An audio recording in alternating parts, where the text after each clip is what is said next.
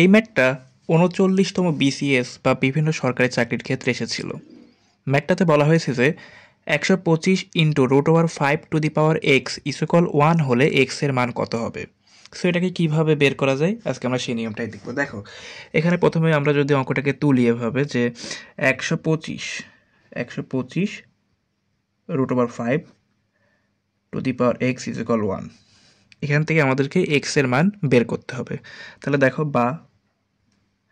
তাহলে এই ১২৫কে আমরা কিভাবে লিখতে পারি? ১২৫কে আমরা লিখতে পারি হচ্ছে 5 কিউব, আচ্ছা, ইন্টু এখানে 5, এই হাফটা যদি পাওয়ার হয়ে যায় তাহলে আমরা এভাবে লিখতে পারি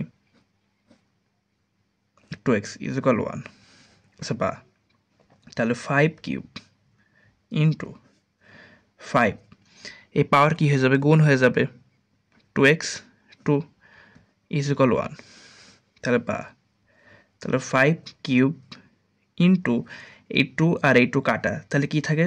5 to the power x equal 1, বা লগারিদমের নিয়ম অনুসারে আমরা লিখতে পারি হচ্ছে 5, যদি বেস আর বেস ঠিক থাকে তাহলে আমরা পাওয়ার কি হয়ে যাবে? যোগ হয়ে যাবে, তাহলে 3 প্লাস এক্স ইকুয়াল, আচ্ছা, এক্ষেত্রে আমাদেরকে এখানে 5 যদি মিলাতে চাই আমরা তাহলে কি লিখতে পারি? 5 এর পাওয়ার 0 দিতে পারি, কারণ কোনো কিছুর পাওয়ার 0 হলে 1 হয়ে যায়।